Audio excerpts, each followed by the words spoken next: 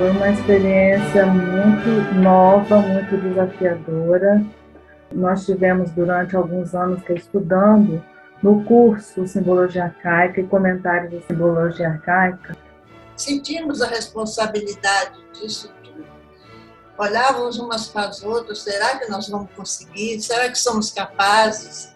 Mas a proporção que nós íamos trabalhando, nos reunindo, o medo sumiu, ficou um entusiasmo, uma alegria, um prazer infindo de estar com aquela simbologia aos nossos cuidados. O que me incentivou a estudar sobre os temas de meditação foi uma necessidade crescente de sair do conhecido, das águas rasas, e ir para águas mais profundas, onde eu ainda não ousava entrar.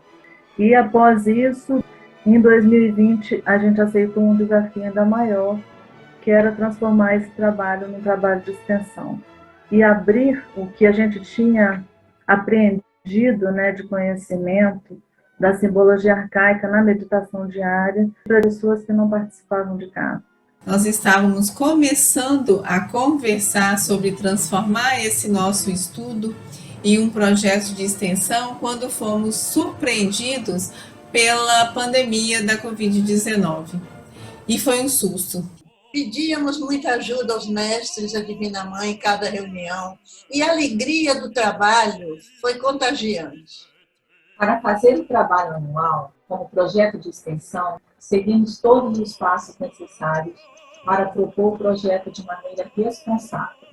Partimos de um projeto de oficinas de meditação, já aprovado no Brasil 2, e fizemos as adequações necessárias à nossa proposta.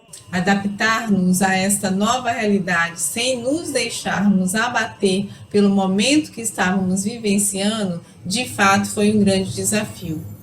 Toda a nossa realidade era presencial e passou a ser virtual. Se já não bastassem as crenças limitantes que nos travavam lá no início, ainda tivemos que aprender a usar as plataformas digitais para fazer nossas reuniões e assim nos prepararmos para esse novo desafio. Neste mesmo período entrou em vigor no Brasil a Lei Geral de Proteção de Dados Pessoais, o que toma mais tempo para fazer as adequações, porque nós nos comunicávamos por e-mail ou por grupo de aplicativos de mensagem que foram desenhados para uso pessoal, mas não para o uso institucional. E ao levar um projeto de extensão de CAF à sociedade, nós levamos CAF, nós levamos a nossa instituição. De verdade, não nos faltou orientação para nos adequarmos. Descobrimos que tudo serve ao nosso desenvolvimento espiritual, tudo, absolutamente qualquer passo que damos, nós aprendemos muito. Foi pelo princípio do nosso regulamento, que orienta para que vivamos de acordo com as leis do país em que vivemos, que conseguimos orientar para levar um projeto de maneira doutrinariamente consistente e legalmente adequado, cuidando da responsabilidade legal e social da instituição que nos representa no Brasil, o Instituto CAF. O grupo me encantou muito com a sua atitude de acolhimento, de inclusão, de alegria, de leveza, de comprometimento. E essa atitude de acolher o que o outro tem para oferecer, da forma que ele pode oferecer, nós levamos para as reuniões que fizemos, participantes. E o feedback que obtivemos, eles assim, se sentirem em um ambiente confortável para compartilhar as suas experiências.